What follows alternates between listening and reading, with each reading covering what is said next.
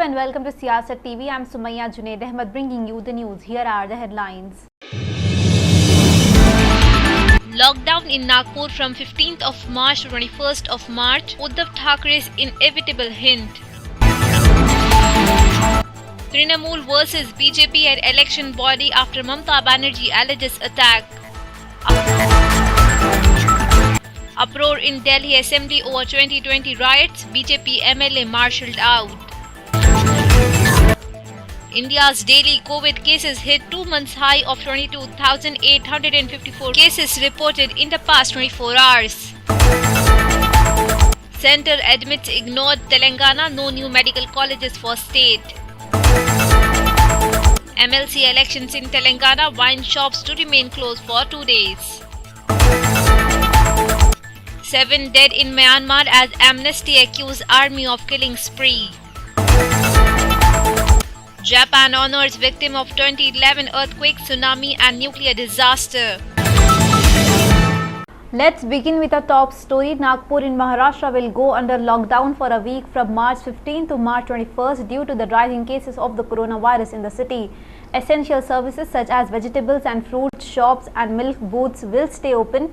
More parts of the state could go into lockdown. Chief Minister Uddhav Thackeray indicated as COVID-19 cases have been on the rise in Maharashtra for nearly a month. Nagpur reported over 1,800 cases in the last 24 hours. In coming days, there might be some places where lockdown is inevitable. We will take decision in the next couple of days, Chief Minister Uddhav Thackeray said after taking his first shot of anti-COVID vaccine. The lockdown has been imposed in all areas that come under Nagpur Police Commissionerate.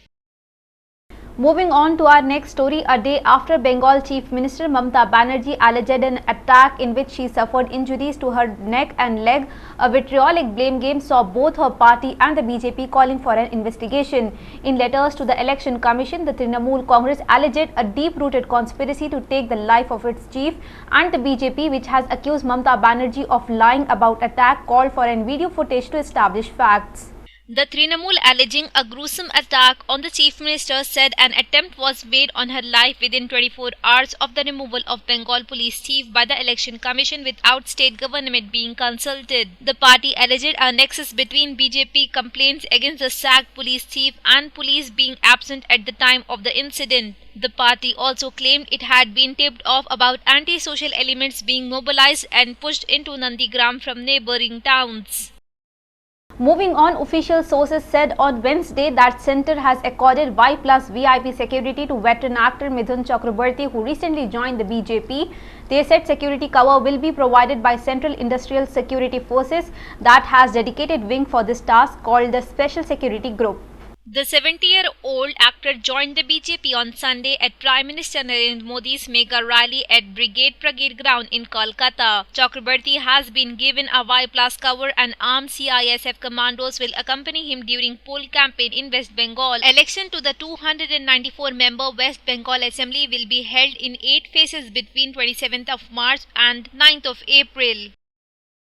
Police said today 2 terrorists were killed in an overnight encounter with security forces in Jammu and Kashmir's Anantnag district. Police officials said that terrorists opened fire on security forces when they were conducting a search cordon operation on Wednesday in Kantipura in the district's Bijbehra area. 2 terrorists have been killed so far and they are yet to be identified. The operation is still in progress.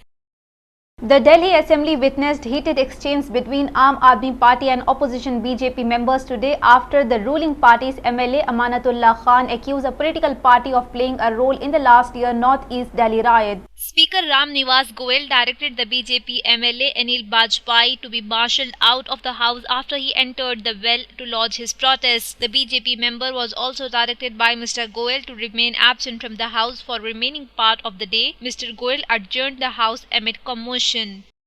Aam Aadmi Party leader Raghav Chadha today tweeted that he has tested positive for the novel coronavirus and isolated himself as a precautionary measure. The 33-year-old MLA said that he had no serious symptoms and requested everyone who came direct contact with him to get tested if they noticed any symptoms. Mr. Chadda tweeted, "My humble appeal to all who have came in direct contact with me in the last few days. If you notice any symptoms, please get yourself tested and take necessary precautions. It is our responsibility to take ourselves and others' life preventing further spread of the virus." People wished Mr. Chadda a speedy recovery on Twitter.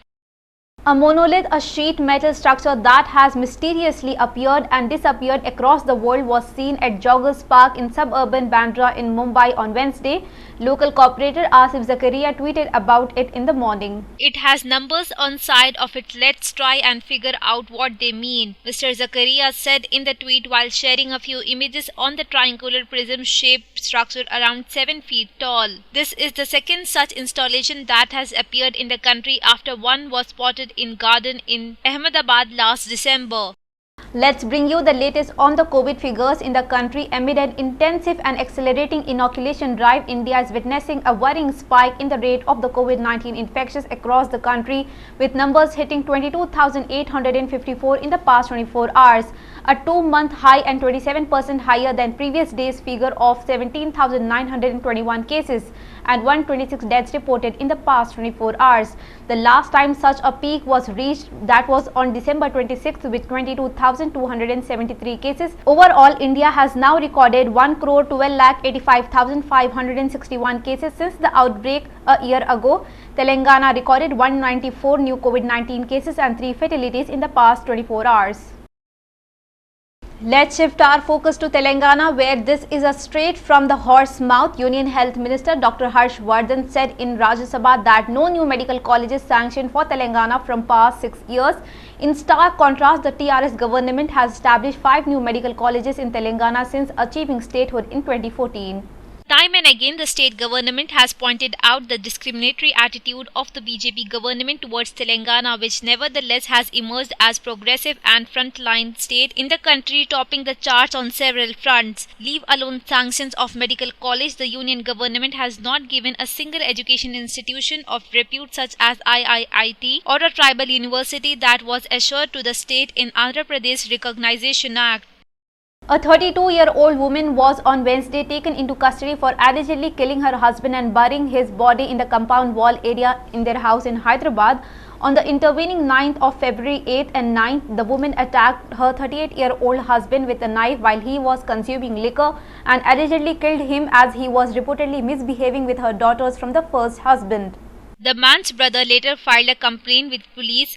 During the course of investigation, police detained the woman on suspicion, and during interrogation she confessed. The woman stated she was earlier married and had 5 children but got divorced from her first husband and again got married in June 2020. She further told police that she killed her second husband as he was misbehaving her elder and younger daughters. Police said, adding the man's body was exhumed and sent for post-mortem. Police that earlier registered a man missing case altered the sections on the 302 murder and 201 destroying evidence of the IPC. A newborn baby was found abandoned in a parked auto rickshaw at a bus stop 31 in Sikandrabad on Wednesday night.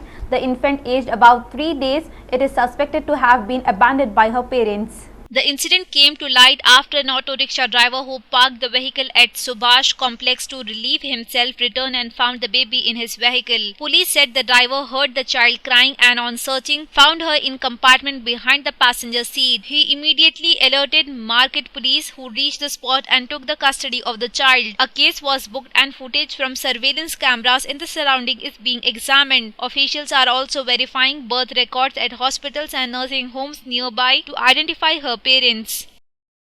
In the view of graduates MLC elections in Telangana, wine shops in 6 districts will remain closed for 2 days. The Prohibition and Excise Department Commissioner Sarfaraz Ahmed said that all wine shops, bars, toddy shops, clubs in Hyderabad, Rangareddy, Mehbubnagar, Nalgonda and erstwhile Khammam district will remain closed for 2 days, that is from 4 p.m. on 12th of March to 4 p.m. on 14th of March. Also, wine shops in the areas of the vote counting centers will remain closed from morning on 17th of March. The elections for Mehbubnagar, Rangareddy, Hyderabad and Khammam, Warangal, Nalgonda graduates constituency are scheduled to held on 14th of March and the counting of votes will take place on 17th of March. Moving on to our international news, at least 7 people have been killed in Myanmar after security forces opened fire on anti-coup protesters after the United Nations Security Council called the military to exercise utmost restraint in its response to peaceful demonstrators. Today, 6 people were killed in the central town of Maeng. A health worker there confirmed all 6 deaths. Myanmar has been in chaos since its military toppled the elected government of Aung San Suu Kyi on 1st of February. The power grab just a decade after the end of 49 years of strict military rule triggered huge protests nationwide. The Assistance Association for Political Prisoners advocate group said security forces have killed more than 60 protesters and arrested 2,000 others in the ensuing crackdown. A year on from the first recorded case of the COVID-19, Turkey is seeing a resurgence in infections as it begins to take tentative steps towards normalization. Last week, businesses and such as cafes, restaurants were able to fully open for the first time since they were closed at the start of December when daily cases about 30,000 saw the government impose evening and weekend lockdowns. The preventive measures saw the number of cases per day fall some 6,000 in mid-January, but the figure has since risen with arrival of warmer weather and virus mutations, reaching nearly 14,000 late on Tuesday, a 2-month high. Japan has paid tribute to nearly 20,000 victims of powerful earthquake and tsunami that struck the country 10 years ago, destroying entire town and triggering the world's worst nuclear disaster. Carrying bouquet, many people walked today to the coast of Graves to pray for relatives, friends who died in the triple disaster, while a minute's silence was held nationwide at 2:46 p.m. local time. The precise moment of 9.0 magnitude quake hit the Japan's northeast coast on 11th of March 2011. The tremor triggered a huge tsunami that swept Far Island, causing meltdown at the Fukushima Daiichi nuclear power plant and forcing more than 160,000 residents to flee as radiation spewed into the air.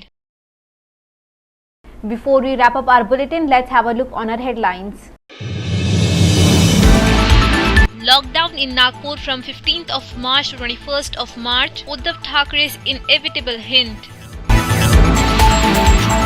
Trinamool versus BJP at election body after Mamta Banerjee alleges attack.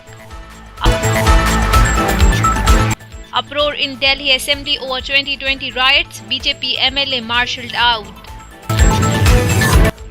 India's daily COVID cases hit 2 months high of 22,854 cases reported in the past 24 hours. Centre admits ignored Telangana, no new medical colleges for state. MLC elections in Telangana, wine shops to remain closed for 2 days. 7 dead in Myanmar as Amnesty accused army of killing spree. Japan honors victim of 2011 earthquake, tsunami and nuclear disaster. These were all the updates. More news on the other side. Thank you for your time. For more news, stay tuned to Siyasat TV.